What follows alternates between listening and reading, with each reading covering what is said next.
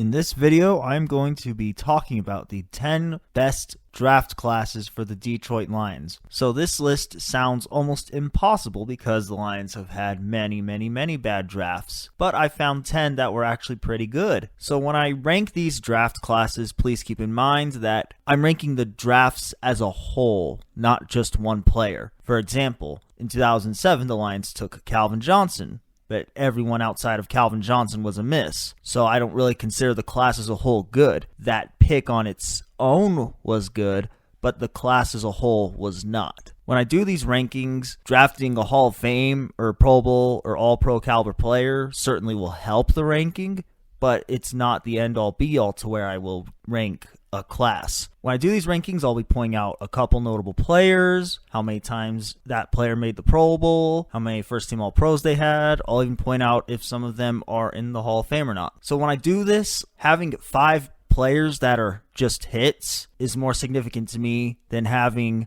one player that's a home run. I'm sure you'll see what I mean as we go through the video, but before I give you my 10 best Lions draft classes, I'm going to list some honorable mentions. 4 notable honorable mention draft classes include 1968 when the Lions picked Charlie Sanders, who went on to be a Hall of Fame tight end, and Greg Landry, who had a couple of solid seasons but was never really that consistent for the Lions. 2007, the Lions selected Calvin Johnson, which is a great pick, but everyone outside of Calvin Johnson was a miss. They hit 1 home run, but they also had a lot of misses. In 2009, they drafted Matthew Stafford and DeAndre Levy. Matthew Stafford is a home run depending on who you ask. Not every Lions fan feels the same way about Stafford. DeAndre Levy was another notable player from the 2009 draft class. Levy may have been snubbed of a Pro Bowl at one point or another, so the 2009 class is certainly an honorable mention, at least to me. There were certainly good things about the 2009 draft class, but there were some really bad things as well. In 2010, the Lions took Ndamukong Suh. Phenomenal pick. That's like almost a grand slam, except every single pick after Ndamukong Suh was a miss. We had one good pick in 2010, but the class as a whole was subpar at best. Now, 2 wait-and-see classes are 2018 when we drafted Frank Ragnow, Deshaun Hand, Kerryon Johnson, and Tracy Walker. All 4 of those guys have starter potential and even Pro Bowl potential. But we're on a wait-and-see list with them because Deshaun Hand and Kerryon Johnson in particular have been injured a lot so far to start their careers off. And then 2019 is also a wait-and-see because TJ Hawkinson, we expect to be an All-Pro at some point. Jelani Tavai, good linebacker. How good can he get? We'll find out. Amani Oruwariye showed some promise near the end of 2019. It's a small sample size, so the 2019 and 2018 draft classes are wait and see. They have potential to be really good, but we don't know how good or bad they are yet. So let's finally talk about the top 10 draft classes for the Detroit Lions. Coming in at number 10 will be the 1989 draft class when the Detroit Lions selected 2 players that I decided were notable in Barry Sanders, who made it onto the all-time team, and I'm sure we all know how great Barry Sanders was. He was a one-time NFL MVP. He also won Offensive Rookie of the Year. And then Ray Crockett never made a Pro Bowl, but he had very solid production with the Lions. He was a member of the Lions from 1989 through 1993. He had 1 6-interception season. He had 16 total interceptions with the Lions. He had 6 forced fumbles with the Lions, 5 fumble recoveries, 2 defensive touchdowns, and 4 sacks. So Crockett may have never made a Pro Bowl, but from a production standpoint, he was a very solid football player. He did enough to help me go ahead and put this draft class as the number 10 draft class of all time for the Lions. So there's 2 hits, with one of them being a home run in Barry Sanders. The 2013 draft class might sound like a little bit of a surprise to some of you, but we had 4 hits. We didn't really get any home runs. You might be able to consider Darius Slay a home run, but in all honesty, we had 4 hits. Ezekiel Ansah, that's a hit, isn't it? Darius Slay, that's definitely a hit. Larry Warford, he went on to make 3 Pro Bowls with the New Orleans Saints, and he was solid when he was on the Lions. He was probably our best offensive lineman when he played here. And then we got Sam Martin in the 2013 class, who, as of right now, is the Lions' all-time leader in yards per punt with a minimum of 100 punts. This draft class featured 7 combined Pro Bowls and 1 first-team All-Pro selection. We didn't necessarily get a grand slam, but we got a lot of hits in the 2013 draft class. That's probably what's keeping me from ranking it higher, is because there was not really a home run. There was just a lot of hits. So even without hitting that super home run, with maybe Darius Slay being a home run, 4 hits is a lot of hits, and that's enough in my opinion to go ahead and put this draft class number 9. Coming in at number 8 is the 1992 draft class, where there's players you can certainly argue were home runs, with Robert Porcher and Jason Hansen. Porcher is actually the Lions' all-time sack leader. He was a 3-time Pro Bowler, and he's also the Lions' all-time leader in forced fumbles. Tracy Scroggins, he never was voted to a Pro Bowl, but he was definitely a hit from a production standpoint. He had 5 seasons of 7 or more sacks. Nothing world-beating, but that's a solid football player. We all know Jason Hansen, 2-time Pro Bowler, 495 out of 601 on field goals, and he is the Lions' all-time leading scorer. Willie Clay played with the Lions from 1992 to 1995. He had an 8 interception season with the Lions, and he had 3 defensive touchdowns with the Lions. Between 1994 and 1995, he was actually top 6 in interceptions. We had a lot of hits in the 2013 draft class. Hopefully this will make sense. We had a lot of hits in the 2013 draft class, but we had more doubles in the 1992 draft class. Hopefully that makes some sense. Coming in at number 7, we got the 1958 draft class, when the Lions selected Alex Karras and Wayne Walker. Both of these players played for the Lions for their entire career. We didn't have as many hits in this season as we had in 1992, but we had 2 triples, I guess. 7 combined Pro Bowls between these 2 players, and 4 combined first-team All-Pro selections. Alex Karras was on the defense that helped hold the Cowboys' number 4 ranked offense in 1970 to just 5 points in a playoff game. The only problem was that the offense scored 0 points, and 2 of the points that the defense gave up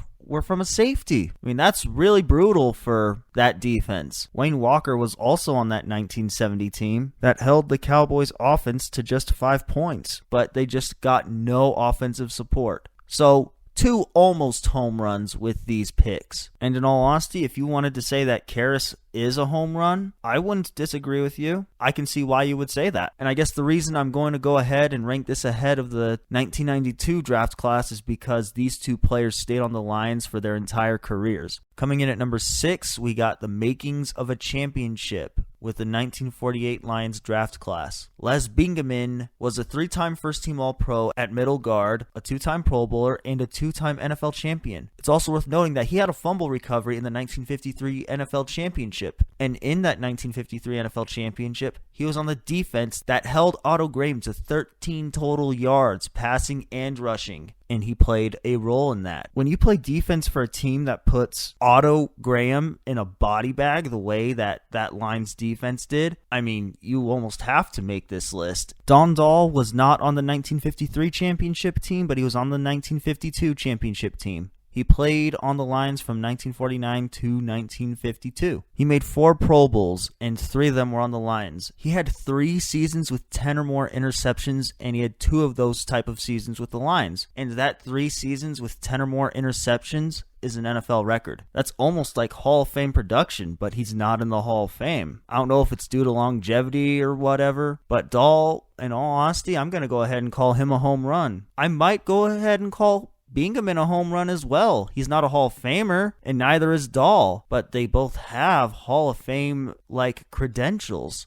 Coming in at number 5, I got the 1985 draft class. The Lions selected Lomis Brown and Kevin Glover. These 2 offensive linemen have a combined 10 Pro Bowls among themselves. And both of these players were heavy contributors in getting the Lions to the NFC Championship game in 1991. So neither of these guys have been voted into the Hall of Fame, but the 10 combined Pro Bowls are enough to put them at number 5. At least for me. You hit with Lomis Brown, and then you hit with your very next pick with Kevin Glover. 2 of the best players at their positions at the time. 2 Pro Bowl caliber offensive linemen. I'll take that any day of the week. The 1967 draft class comes in at number 4 for me. They drafted 3 notable players in Lem Barney, Mel Farr, and Paul Naumoff. These players have a combined 10 Pro Bowls between them, along with 2 combined first-team All-Pro selections between them. The home run in this draft class is Lem Barney. He won Defensive Rookie of the Year. He was a 7-time Pro Bowler. He had 4 seasons with 7 or more interceptions, which is top 2 in Lions history and top 12 all time. He had 7 pick sixes, which is the most in Lions history, and that's top 18 all time. Mel Farr was Offensive Rookie of the Year, and Naumoff was a 1-time Pro Bowler.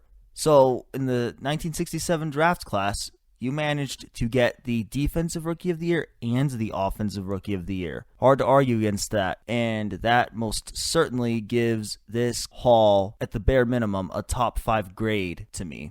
Coming in at number 3, which in all honesty, it has a very strong case for being number 1. But it's going to be number 3, and it's the 1952 Lions draft haul. They didn't get the most hits, but man, did they hit on the ones they got. The way I look at it, they basically got a home run and a grand slam with this. Yale Larry, member of the Hall of Fame, played with the Lions from 1952 to 1964. He was a 9-time Pro Bowler, 3-time first-team All-Pro. He led the NFL in punting average 3 times. Very versatile player. His 50 career interceptions are 3rd in Lions history. His 2 8-plus interception seasons are top 5 in Lions history. He scored 3 defensive touchdowns, and he had 2 fumble recoveries in the 1952 divisional round. And he was a 3-time NFL champion. Jim David, he's a player that has a case for being in the Hall of Fame. Maybe I guess it's just because of longevity. He was a 6-time Pro Bowler, a 3-time NFL champion, 36 career interceptions, which is 5th in Lions history.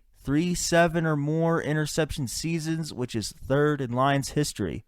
3 postseason interceptions, and all of those interceptions contributed to wins. So you got the foundation in 1948 for a championship, and then this is the class that just put you over the top. That's how I look at this draft class, at least. These players have a combined 15 Pro Bowls between them and a combined 3 first-team All-Pros. In all honesty, if there were 3 notable players coming out of this haul, I probably would have put it number 1. I was extremely close to putting the 1953 draft class number 1, but I decided to put it number 2. We got 3 notable players, with of course the Grand Slam being Joe Schmidt. The Lions had already won a championship, and then you add Joe Schmidt to that defense? It's almost unfair. He made the NFL all-time team. He was a 10-time Pro Bowler, an 8-time first-team All-Pro, a 2-time NFL champion. His 24 interceptions are most in Lions history among linebackers. His 17 fumble recoveries are top 3 in Lions history. Harley Sewell was a very solid guard for the Lions. He was a 4-time Pro Bowler, and he was on 2 of those championship teams. Charlie Ann was a 2-time Pro Bowler, and both of them were at center, and he was on 2 of the championship teams as well. His sweet spot definitely appears to have been at center along the offensive line. He played many of the positions in his career, but center was probably the best one for him. This draft class features 16 combined Pro Bowls and 8 combined first-team All-Pros. The only reason I decided to not rank this one number 1 is because most of those combined Pro Bowls and first-team All-Pros are from Joe Schmidt. There's not as much balance, for the lack of a better word, in this class. But number 1 has lots of balance.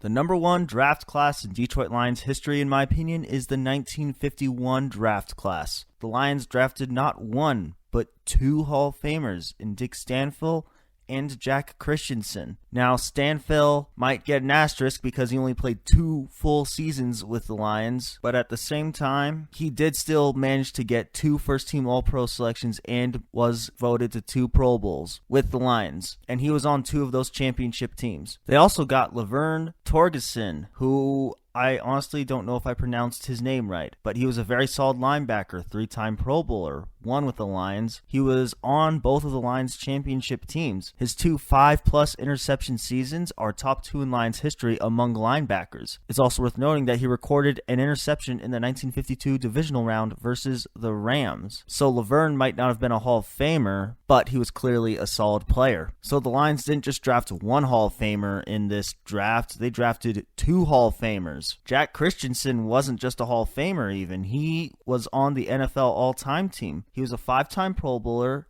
and a 6-time first-team All-Pro, and he was on all 3 of the Lions championships. His 4 seasons of 8 or more interceptions are the most in Lions history. Now, this class doesn't have as many combined Pro Bowls as the 1953 class, but it's more evened out. Stanfill was able to have 5 first-team All-Pro selections, and Christensen was able to have 6 first-team All-Pro selections. And the Pro Bowl appearances are also more balanced out. It's hard to argue against drafting 2 Hall of Famers onto your team. So if you go in chronological order with these drafts, starting with 1948, you can see the progress. You get Les Bingaman and Don Dahl. Okay, we're getting places. Then you get to 1951. You get your Hall of Fame safety and your Hall of Fame offensive lineman, and you're getting places even more. And then in the 1952 draft, you put yourself over the top by pairing your already Hall of Fame safety with another Hall of Fame safety. So you could see the progress that the Lions were making towards becoming champions by the 1952 season. The 1951 draft class is going to go ahead and be my number 1 draft class in Lions history. Let me know what you guys think. Are there draft classes I missed, that I left out? Did I rank some classes too high or too low? Let me know in the comments below, and thank you for watching.